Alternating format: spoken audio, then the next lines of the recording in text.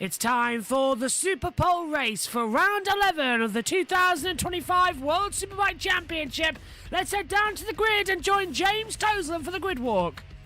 Race, but we are this weekend, and my first guy that I want to talk to is the American superstar Bobby Fong. I'll come around this way because they've got the electronics plugged in. Finished third in the American Superbike Championship recently. Bobby, welcome to World Superbikes. How are you feeling, mate?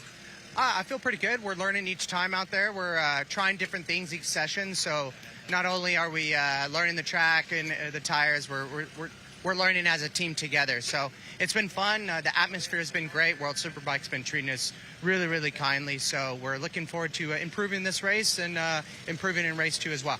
Great to have you in World Superbikes. Good luck. Cheers, guys. Thanks. Yeah, great to have him. Obviously, Jake Gagne finishing third there is obviously in the American Superbike Championship. And we're just going to go couple of rows in front now to talk to Taz McKenzie. It was a decent ride for him. He got 2 points in the first race. Still got his helmet on here, but I'll see if I can just have a quick word with you. Taz, how you doing, mate?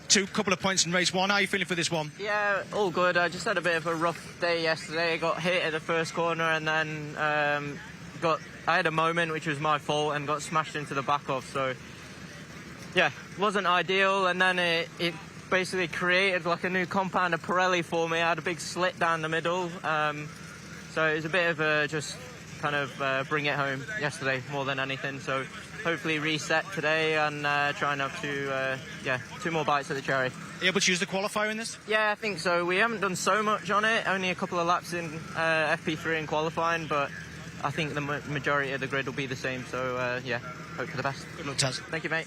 Yeah, really interesting. Let's not forget, last year, Nicola Bulliger did beat Top Rack in this race because he was able to use the qualifier on his Ducati. So interesting that Taz is able to do it.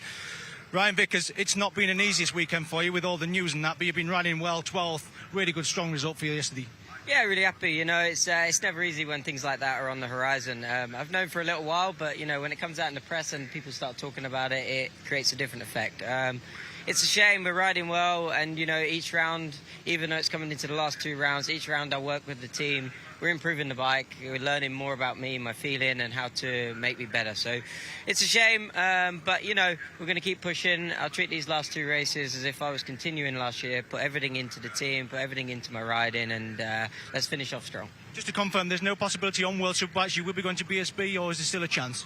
Yeah, I don't know. Things are still up in the air at the moment. More likely to return to BSB, to be honest. But, yeah, let's see. In the coming days, we might have something to announce. Well, you certainly didn't get enough of a chance. You've done yourself proud this year, mate. So all the best for your future. Thank you. Yeah, he didn't get enough of a chance, did he? 1 year inside the top 6 at times. Ryan Vickers deserved another year, that is for sure. I think we might be talking to his manager, Roger Burnett, in the show later on. So let's hope that we get a bit of information of what happened there. Whether he did have a +1 or a +2, we will see. Andrea Locatelli, once again, 4th. Brilliant result in race 1. How are you feeling? Yeah, I feel not too bad, but it's another story. Only 10 laps. We will try to do our best. We know that today we have another race, so we try to maximize, and we try to take maybe one step in front row, and then let's see. But I'm quite confident. Yesterday was a good race, so keep pushing and let's see what happens. 17 points behind 3rd in the championship. It's still a possibility, this 3rd in the championship, isn't it? Yeah, for sure. This is opening, but it's not his focus. It's just try to do our best race by race and enjoy. I wish you all the best. Thank you. Yeah, keep an eye out, because Andrea Locatelli off the line is absolute lightning. Just at the side of him is Remy Gardner. This is now row 2. I just want a quick word with Jonathan Ray. He's just getting his helmet on here. If I could just maybe just get a quick word with him before he's getting a helmet on or not. No, he's getting his helmet on. Jonathan Ray, he has got, where were we? Sorry. Jonathan Ray, he's got a real chance of getting the 265 podiums in this one. He was in the top 3 for most of race 1 yesterday. And keep your eye out for him. With a qualifying tyre on, 10 laps is this Superpole race. He's got a real chance. At the side of him, he's got Cheva Vierge still in 5th. On the outside of row 2 is Alex Lowe's there on the Bimotor. Keep your eye out for Alex as well. If he's got a qualifying tyre in, he could be very strong. But here we are, the front row. Got Alvaro Bautista, the double world champion, on the outside of it. If he can get the whole shot once again like he did in race 1, if he's got a qualifier in, he's going to be competitive as well. I'm not going to talk to the guys in this Superpole race. I'm going to talk to him in race 2 later on, but there you have it. 41 points behind. He is now in the championship. That man there has to beat Toprak. He did last year, like I say, in this one. If he's got a qualifier in, he's got every chance. But as we go now to pole position, Toprak Razgatlioglu, this is going to more or less hand him his 3rd world championship. Or if he makes any mistakes, this could be wide open. Greg, it's over to you. Thank you very much, good sir. Obrigado. Good morning, everybody. Welcome along to Estoril, where it is 5 to 11 in the morning. And you know what that means. The Subaru safety car pulls away. James Tozen makes his way off the grid. Everybody will make their way off the grid. And these riders, there's fist pumps, there's handshakes, there's eye contact with girlfriends going on. In a moment, though, they will be just lip reading the mechanics and the family members who were around them just a few seconds before as they make their way off the grid and to the pit lane and the pit wall. Xavi Forés is in the middle there with the Alpine Stars cap, the development rider for Bimotor and the independent riders champion, incidentally, of 2018. This is the moment when it's all to do with the riders and the teams will have no input whatsoever. They've done all they can do, and now the riders need to do all they can do. And in the case there of Toprak Razgatlioglu, it would be a 21st win of the season. He's already, would you believe, on 20, which is 2 more than he mustered in the entire 2024 campaign. Look at that, though.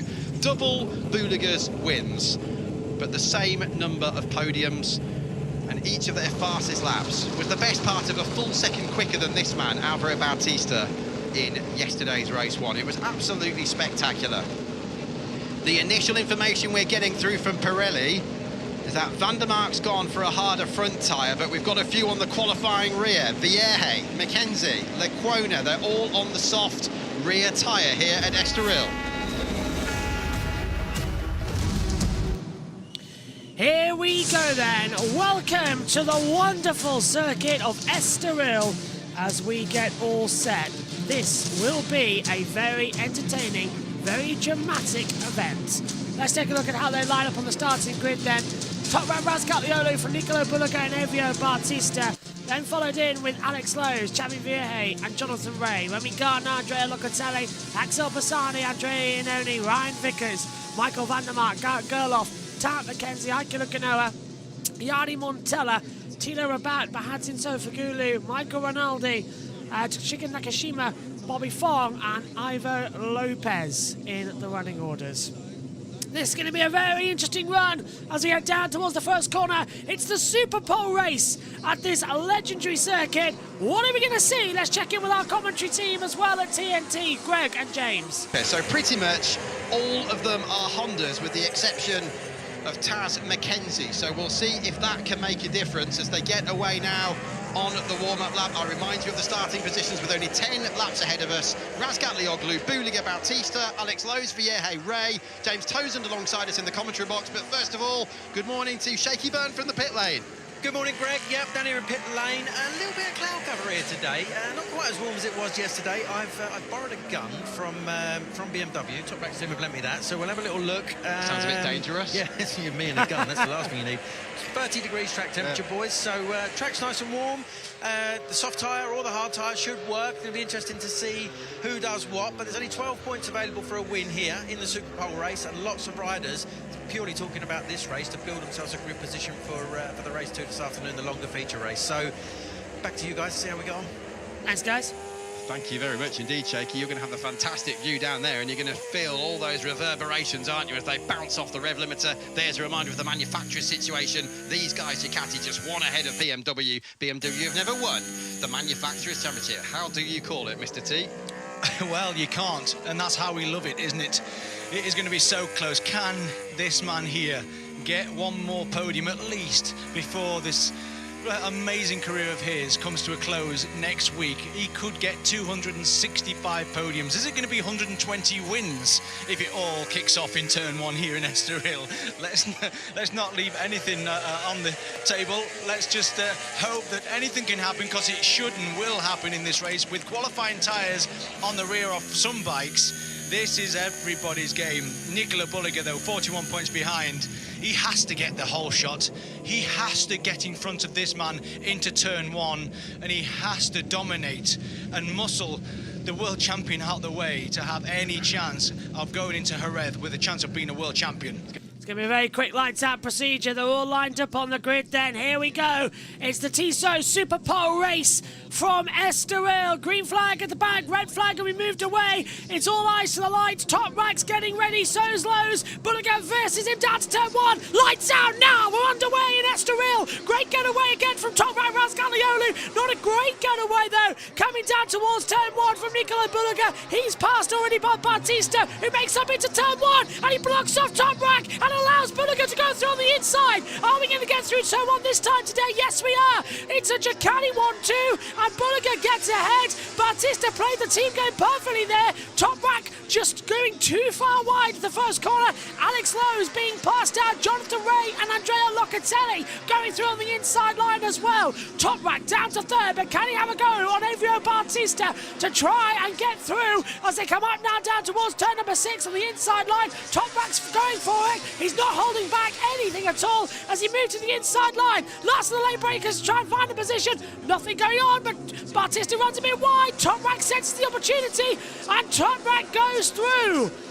So now it's Bulliger versus Top Rack, 1-2 in this race as they come down the hill for the first time into the braking zones before the chicane at the top at 12:13, and no jump starts have come through from race control. So that is a relief. Through the chicane we go, and Jonathan Ray and Andrea Locatelli doing battle. That's put Ray up into 4th position. So brilliant start from Jonathan.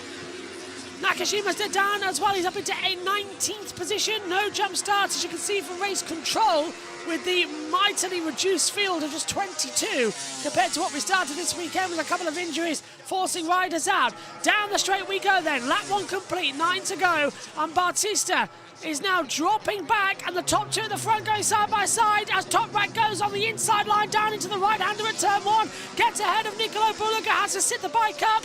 Can Bulliger find any traction? Remember, Top Rack can be world champion this weekend. He'll need to win all 3 races, and Bulliger just to fail to finish once. This is the battle between Jonathan Ray and Andrea Locatelli. Ray sending it down the inside and making the move, and Locatelli almost being passed by Alex Lowe's. Here comes Bulliger again, lining up on Top Rack Razgatlioglu as they come through in the left-hander. Down we go again. Bulliger's on the inside line, down towards turn 8. Late on the brakes on the inside. Top Rack gets a little bit of a wiggle on, goes a bit too wide. Bulliger senses the opportunity, steams through on the inside line, and takes the lead of the race. Much better getaway, much better action. And Top Rack's coming right back at him, down the hill into the right-hander. They force each other wide. There's a little bit of contact between the two, and Top Rack retakes the lead. Bulliger down into 2nd. Jonathan Ray makes a move on Bautista on the inside line, and Jonathan Ray's back into 3rd position as through the chicane, Top Rack and Bulliger are battling so hard together. Fabulous start to the sprint race here in Estoril. This is going to be pandemonium. You don't know what's going to happen next. They've got to start taking each other with a bit of care. Xavi Vierge up into 6th position. Axel Bassani's in 10th. Over the line we come. Jonathan Ray runs in 3rd position. He's never failed to finish on the podium in a race here in Superbikes on a weekend. Bulliger on the inside line down into turn 1. He can't get the front broken that much, and that's going to allow Top Rack the undercut to retake the lead of the race. Bulliger running in just a little bit too hot. Gap now 0.3 of a second as the race starts to quieten down. 8 laps to go. Jonathan Ray's done a 1:35.916. He's got the fastest lap of the race as things currently stand. Now that really is impressive as they continue out of turn 6. Up now 7 at the right, 8 and 9 coming up soon. Bautista is back into 3rd position. He's got ahead of Jonathan Ray. And on the braking zone, as Jari Montella is dropping down our timing screen. He's crashed at turn 7. Jari Montella is out of the race. Second race running, he's crashed. Retired yesterday in race 1. Out of the Superpole race now, it seems, as well. Yep, out at turn 7. Right, let's take a look again. James. Exactly what it is. But look at that. It was candy from a baby again for Bautista as Budiger goes through at the same time. Alex Lowe's as well making a move in the background there on the Bimotor. He's currently in 7th position, and I think we've lost Montella. Yes, he's crashed at turn 7. Exactly the same place where he threw away the Supersport title last year.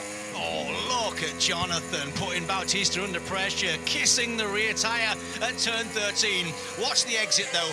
The Ducati just pulls those 2 bike lengths as soon as he gets the bike sat up, and it leaves Jonathan no choice whatsoever but just to go down the straight and think of another opportunity at a later date. And don't worry, it's not turn 16 for Montella as the graphic said. It can't be. There's only 13 turns on this track. It's turn 7, but he is out of the race. He has rejoined, actually. Montella has rejoined on the Barney Sparks Ducati.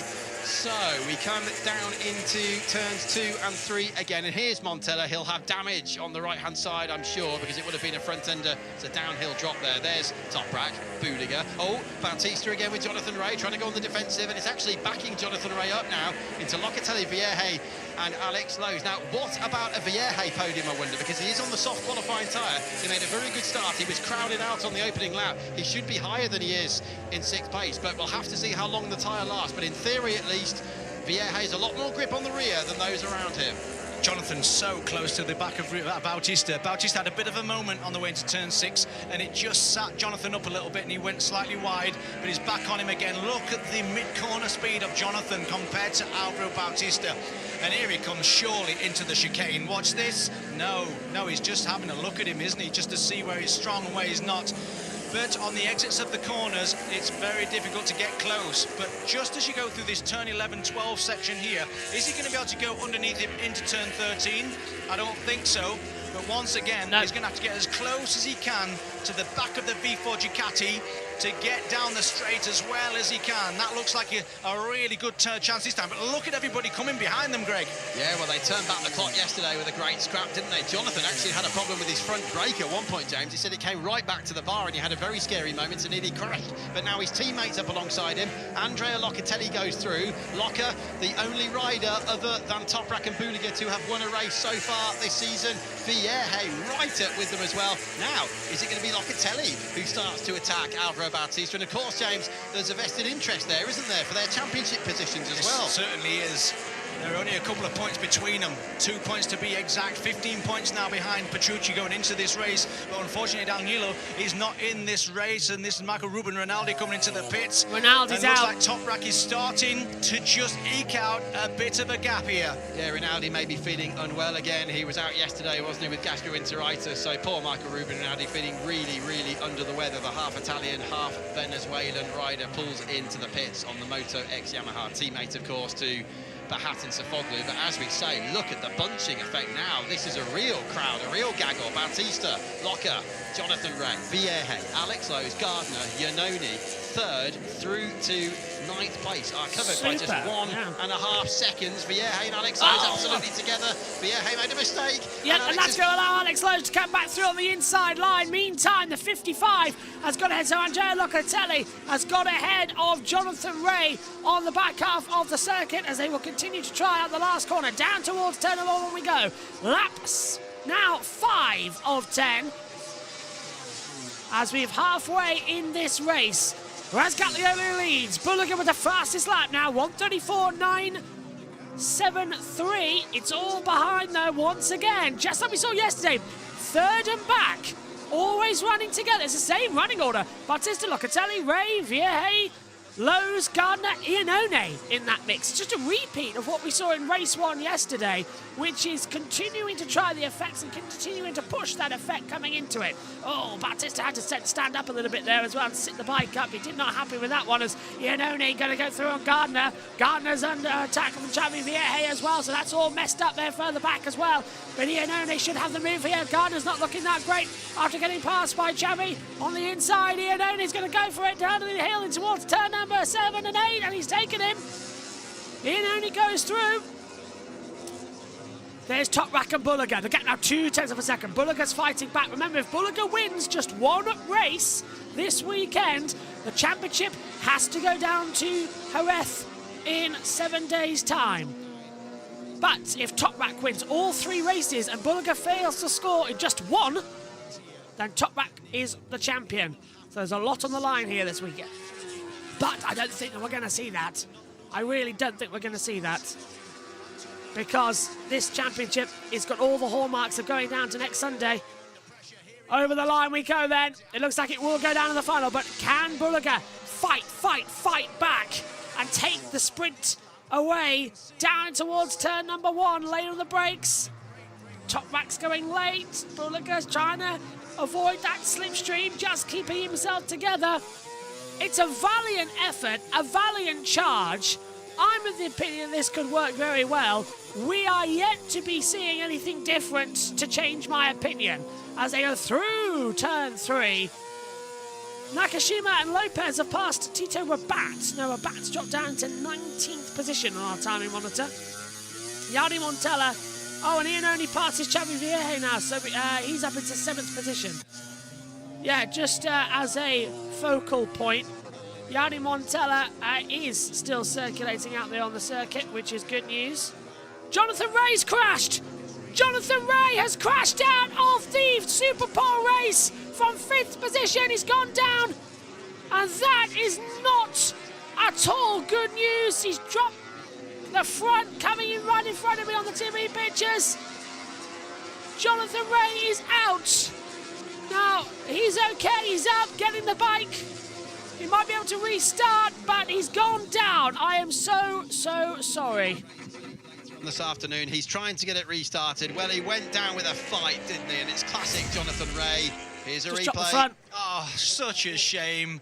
You knew he was going to give it a go, though. Fair play, Jonathan Ray. Absolutely fair play. He was on the back of his teammate into turn 7, slightly deep into there, and the front washed out. It's a classic crash here at Estoril. The team will be disappointed, but Jonathan, do not have any disappointment Yellow with flags. that. You give it your best, and we knew it was going to be win or bust, wasn't it, for him?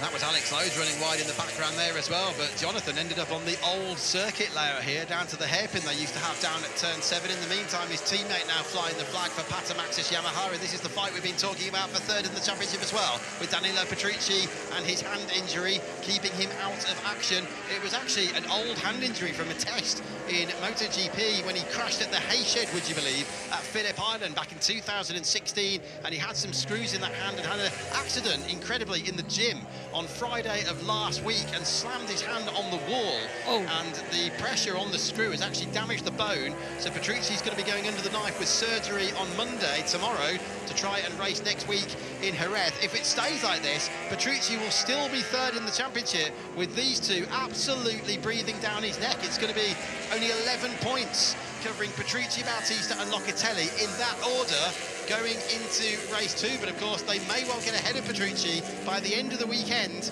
Here in Portugal, it's half a second again now, by the way, at the front of the race between Razgatlioglu and Buliga. They're coming around the last corner, but Buliga is very, very strong in the last corner, so we'll have to see how close he is when they actually cross the line.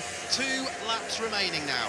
I saw some marshals at the chicane there, but I couldn't see anybody's indication of anybody crashing there, but I will keep my eye out for that. No one but has. Don't discount Alex Lowe's from the podium here.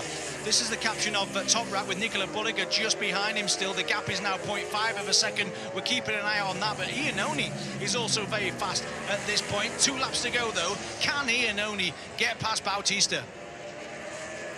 There's the Field Racing Aruba-sponsored Ducati. Alvaro Bautista now on his longest losing streak since being a Ducati rider, whether it's 2019 or since he rejoined them again from 2022 onwards. We look down from the drone on the VIP corner here at Estoril, and what a scrap this is. Bautista 2nd, Locatelli, third rather, Locatelli 4th from Lowe's, Iannone, Vierge and Gardner, and Axel Bassani just at the top of the screen. He's inside the top 9 now because, of course, we've lost Jonathan Ray from this race. Still 0.5. It came down to 0.4, the gap at the front, but it's just gone back up to 0.5. Top Rack is controlling the pace once again. Looks like Iannoni's getting a little bit out of shape as well, going out of turn 6, and Bautista sideways into turn 7. Locatelli looks like he's struggling just to stay on the pace of the man in third, but it's a great battle. I think Alex Lowe's is getting very, very keen to get past the Yamaha in front of him once again, but as you say, going across the line the next time, it's the last lap. And is Toprak going to increase his championship lead by 3 points here? Incidentally, for Toprak to win the title, which is possible here today, he needs to score 21 more points than Buliga across the day. Basically, the gap would need to be 62 or more at the end of the day. It would be 44 if it stays like this. We're into the 10th and final lap. You heard briefly there the onboard audio from Nicolo Buliga. You can see him top right, but that's Bautista towards us. Alex Lowe's from a very long way back into the fight of the double digits. 22 takes it. He's gone down! Alex Lowe's, not for the first time, I'm afraid to say, this season, crashes out of a World Superbike race. That is so unfortunate. Came in from too far back down into turn 1 on the inside line and just dropped it trying to pass Locatelli. Not the wisest move. That's put Iannoni now up into 5th position. We take a look to the front. Toprak Razgatlioglu, we've heard the point gap must be more than 62. After today, and he's champion, the gap will be 44, so it's not out of the realms of possibility with the points on offer for a race win later on today in race 2. That's why we said that Buliga can't score. So win all 3 races for Toprak, which he's never done here at Estoril, but he's on course for his 20th win of the season. That's exactly what we're on about from Toprak Razgatlioglu. The checker flag is being made ready. It's out of the last corner and down towards the finish line we will come. An amazing, dominant performance once again from Toprak Razgatlioglu. Buliga's trying all he might, but for the 20th time this year, Toprak is top dog over the line and he wins the 2nd race of the weekend. Fabulous run from Toprak. Buliga 2nd. Bautista 3rd, again looks the podium. Locatelli in it, Iannone, Gardner, Vieje, Bassini, Vandermark, Lucanoa, Vickers, Gerloff, McKenzie, Sofagulu, Lowe's, 15th, Nakashima, Lopez, Fong, Montello, Rabat. Out was Jonathan Ray, and Michael Rinaldi retired in the pit lane. The podium's been confirmed. Toprak does it again. 20th win of the season, and all he needs now is race victory later, with Buliga not scoring any points. And he is World Superbike Champion for a 3rd time. That's honestly where we could be going. That's just absolutely insane for the Turkish 30-year-old. Right, let's head down trackside. I would say that, but unfortunately it looks like it is stopped at the moment for some reason, so let's see why. And hopefully we get has taken another accolade this season. Yeah, 44 points, the lead. Ultimately, to get the job done this afternoon, he needs this man, Buliga, to have some problems. But this is the first opportunity Toprak's going to have to wrap up the championship. But it's not in his hands at this stage. Toughest of the 3 races usually for Alvaro Bautista, the Superpole race. But he gets across the line in 3rd position, fends off well against Jonathan Ray, and then against Andrea Locatelli, sets him nicely up for another podium finish in race 2 this afternoon. I mentioned about the weight penalty and the petition that Bautista is bringing to other riders. You could see down there as well, T-shirts to that effect as well. So Alvaro is really laying it on thick now at this stage before he leaves the factory Ducati team and becomes an independent rider. Well, he's got to do whatever he can to petition for something that would obviously work in his favour if that rule were to change next season. Christmas. Yeah. That said, you know, Bautista obviously tried to make his case and make his argument last season, but there was no change before that came into effect. So the likelihood of changing it after a season of racing with those rules is pretty low, you would suggest. Yeah, and it is a shame in some ways, because you'd like to see him in that fight with Buliga and Toprak. But the other side of the coin is they're the rules and you've got to figure a way for it to work. And I think that's where next year having a new crew chief and new ideas can help that as well. But for Alvaro, next year also changes where you don't have the pressure of being the factory rider. It then basically comes down to what you're able to do day to day. But I think... Let's head back to the boys at TNT. Here at Estoril, Nicolo Buliga has just finished second to Toprak Razgatlioglu again. Toprak with a 44-point championship lead, could be crowned champion later today in race 2 if he outscores the Italian by 18 points or more. So if he scores 18 or more points than Buliga later, the title race will be over. And I do believe that means Toprak would have to win or finish second, because 16 for third would obviously not be enough. So Toprak really needs a win or a second later, and hoping Buliga has some misfortune. BMW, by the way, have just retaken the lead of the Manufacturers' Championship by 2 points, and Rachel, we know how special that would be for them. Indeed, we spoke to Sven Blush, didn't we, a couple of times about that, and what it would mean to them if they were to be crowned Manufacturers champions. You can see Toprak and Bautista just enjoying the celebrations. Buliga not joining them, which is possibly a shame to be expected. He's scratching his head once again as to what he can do here at Estoril to get one over Toprak. Yeah, he certainly is. I've actually just been watching behind us, just over my shoulder, to see Nicolo Buliga pull into the into Parc Ferme, and it's a rather dejected-looking Ducati team. I mean, you know, we watched that Superpole race there. You just see Toprak coming down the avenue into kind of victory circle, if that's what you want to call it. But yeah, we watched the start there. And to be fair to Nicolo Buliga, he did everything he needed to do. You know, he knew he needed to lead into turn 1. He knew that he needed to try and win that race. He threw everything and the kitchen sink at it. But unfortunately, that man on your screen there right now, Toprak Razgatlioglu, still had an answer for him. Is there anything now he can do later on for the longer race? He's already had one, remember? So he knows exactly where he was losing ground. You said it was maybe because Bautista, they had a little bit of a battle, but is now this his better chance because they've already had a race here this weekend? I actually think it is. I actually think that in the feature race this afternoon, he has his best chance. You might think, well, you know, he's just been beaten twice, once in a feature race and once in a Superpole race. But as I said before the race, you know, he knew that he had to get in the lead. If you watch the start, I think we're going to see the start again in a minute. It's going to come on screen now. We'll watch the start. There's Toprak on pole. Nicolo Buliga, your man in the middle of the shot there, number 11. He knew that he had to get past Alvaro and he had to get past Toprak, and that's exactly what he done. Alvaro took the lead, but Nicolo dived up the inside, made a move on his teammate. Toprak there in third. He did everything he needed to do. He has a whole race worth of data from yesterday afternoon. Track temperature's slightly cooler today. Cloud cover's slightly cooler. Yeah, we're not getting cooked up here on this balcony, which is lovely. But you know, this is the lap 2 battle. I mean, how good was this race? A Superpole race doesn't get any better than this. Toprak made a rare mistake. Just ran into turn 6 there, the inside parabolica, just a little bit wide. That let Nicolo cut back underneath him, but Toprak fired back immediately into turn 7, and it just carried on from here, didn't it? Like, just the respect between the two of them, the closeness of the racing, the different strengths and weaknesses of the motorcycles, you know, so highlighted in that race, and just so good to watch. That wasn't the only battle going on as well. I mean, Jonathan Rea and Alvaro Bautista, the fact that they were in a battle, possibly for a podium, was what we wanted to see.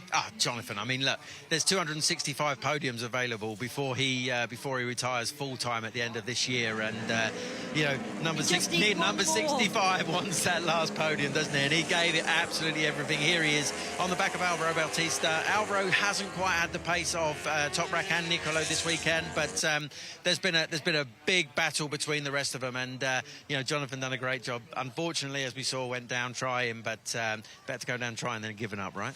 Yeah, exactly. Well, I'm going to be interested to hear what Nicolo Buliga has to say to James after that one. I've already mentioned that Shane will be scratching his head, I'm sure. We can hear from Nicolo and Toprak and Alvaro as well. James has all three of them. Well, it was close, but not close enough, unfortunately. He pushed him all the way. Nicolo, how are you feeling after that Superpole race? I'm in peace with myself because, honestly, I give 200% every meter from the start until the finish line. So this was our best today. So. Well, when you know you ride your best and you push the bike to its limits, you don't make a mistake. This is when that piece comes, isn't it? Some days you just cannot beat the other competitors. Yeah, honestly, I don't know what we can do better now, because we are working 100% and my bike is good to ride, I like. So at at the moment is just Toprak and BMW are a step forward, and it's difficult. It's difficult because we are 100% and we are trying to stay with him, stop him, but it's not easy. Where is he better around this track? He can stop better the bike, but not straight, because straight I brake hard also, but the problem is last meter with angle. He can use better the rear of the bike, the swing arm, to stop better the bike. I think our bike is good, but at this moment where he go faster than us, I think we have to use maybe different things. Maybe next year will be better for the rear. Well, I don't envy your challenge later on today in race 2, trying to beat Toprak on this bike, on this form, but you did very, very well. Congratulations, Nicolo. Thank you. We know that Toprak here is always very strong, so it's important to try to stay with him. Good luck. Thank you. He will stay with him, I'm sure. He's giving it his absolute all, isn't he? And it was a fabulous ride from second in the championship. 44 points now. Nicolo Bolliger behind Toprak Razgatzioglu. The crowd is cheering for Alvaro Bautista as he does his interview with Dorna, but here he comes, the world champion, extending his championship lead by 3 points. Toprak, how was that for you? For me, it's a very strong race, hard race, because I'm pushing every lap, just focused on my pace. And the pace also very strong, because I'm just to keep the 35.1, 35.2. But he's also pushing me. I'm pushing too much. But anyway, I'm not give up, because also Phil talking with me that we don't need to win the race. If you feel some stress or you feel the limit, second position is enough. But okay, I know this, but I'm sometimes make it before the race plan. But sometimes everything changing in the race. But I feel it's good. Okay, I'm pushing so hard, but I feel it's good. I'm just focused to win the race. Finally, I win again. But now for me is the important race too. Race 2, I think more hard than this, but we will see. Afternoon, if weather stay like this is good for me. And because hot condition, Ducati is a big advantage. But anyway, I'm ready to fight again, and I'm trying to do a hat-trick. We will see. If you are second, because of the championship, are you going to take Phil Maron's advice and finish second, or are you going to still push? We will see the race too. Now, this race is complete, but we will see the race too. If I feel like this, second position is enough. But I am focused to win the race again. I know you are. Well done, Thomas. Change. Yes. Well done, Thomas. Thank you. I asked that question for a reason, because we know, don't we? There's no chance of him settling for second, no matter what Phil Maron says. He's just going to say it to him again, if you can see. Phil's just going to try and just convince him of that once more. And we've got one more to go, haven't we? Another fantastic podium for the two-time World Superbike champion. And here he comes. Alvaro, another strong ride. You must have enjoyed that battle. Yeah, I enjoyed trying to defend the third place, because I had many riders behind me, and yeah, I tried to do my best. I did good start the game, but Toprak and Nicolo are untouchable this weekend for me. So the only thing I can do is just fight for third place. Today in a short race, I know that it could be more difficult than yesterday, and in fact it was. But yeah, we defended really well, and now we have another good position for race 2. Let's see. Our target is just fight for third position. Let's see if we can keep this pace, at least for that. As a double world champion, though, Alvaro, how is your mentality now to kind of just be okay with that third place? Are you quite confident, happy now where you're at with your career to do that?